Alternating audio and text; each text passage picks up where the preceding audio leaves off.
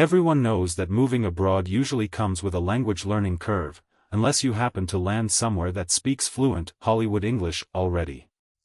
Today we're counting down the best places on earth to retire where your wallet stays fat and nobody blinks twice when you order a burger in plain English. Let's get into it. Number 10, Singapore. We're kicking things off in the Lion City. Now you might assume that a melting pot country like Singapore would be a linguistic minefield. Think again. English is basically the default setting here, and there's a solid reason why. Singapore's entire economy runs on banking, trade, and international business, so kids grow up learning English right alongside their native tongue because that's the language the money speaks. Affordability comes with an asterisk, though. Plant yourself downtown and you'll pay a premium. Expect somewhere around $2,400 a month for a one-bedroom in the city core. Move a bit further out and that number can drop by roughly half. Day-to-day living costs, groceries, transportation, that sort of thing, land around $1,050 a month per person according to cost of living trackers. The payoff, close to 90% of Singaporeans speak English comfortably. Number 9, Ireland. Unlike a lot of English-speaking destinations, Ireland actually keeps things reasonable, and the affordability isn't even the best part. The Irish are famously warm people, and yes, they speak the Queen's English fluently. They've also got their own native language, Gaelic, not to be confused with Scottish Gaelic, but don't stress over that distinction because virtually everyone you meet will be speaking English anyway. Ireland isn't the postcard tropical island people picture when they hear island. This is rocky coastlines, grey skies, and a healthy amount of drizzle. Historians joke that the only visitors who ever looked at Irish weather and thought, perfect, were the Vikings. Number 8, Portugal. Portugal has always struck me as the California of Europe. Similar coastline, similar mild climate, world-class surf breaks, and a population that's noticeably more relaxed than much of the rest of the continent, minus a lot of the headaches that come with California living. It's consistently rated among the top destinations for expats anywhere in Europe. The people are famously welcoming, and the food culture runs deep. Grilled sardines and salted cod aren't just meals, they're practically cultural landmarks. That connection to the sea makes sense once you look at Portugal's history as a major maritime power back in the 1400s and 1500s, exploring and settling territory across multiple continents. Number 7. St. Lucia. St. Lucia is the kind of Caribbean island people daydream about: warm weather all year, dense rainforest, and beaches that look fake in photos. Financial publications have repeatedly ranked it among the most affordable English-speaking retirement spots in the Caribbean, and the cost of living has only gotten friendlier in recent years, sitting roughly 27 to 30% below U.S. averages. There are also solid financial perks for retirees. No capital gains tax, no inheritance tax, and no tax on worldwide income or assets. Eating out is shockingly cheap too. A full sit-down meal can run you around $5 to $6 at local spots, tourist trap restaurants aside. A single person's monthly costs excluding rent land around $830, with rent averaging roughly $350 a month. English fluency sits close to 99% across the island. Number 6, Cyprus. Tucked into the eastern Mediterranean, Cyprus brings a rich, layered history, stunning coastline, and an unhurried pace of life. It might surprise people to learn how thoroughly English is woven into daily life here, a leftover of decades of British administration in the mid-20th century. Roughly 3/4 of the population speaks English comfortably. It's not a budget breaker either.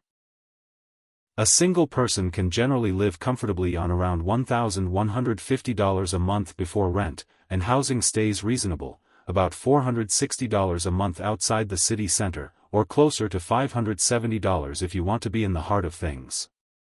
You can obviously spend far more if you go looking for it, but the averages stay approachable. Number 5, Malaysia. Malaysia offers an enormous range of experiences packed into one country: dense modern skylines, tropical rainforest, and coastline, often within the same afternoon's drive.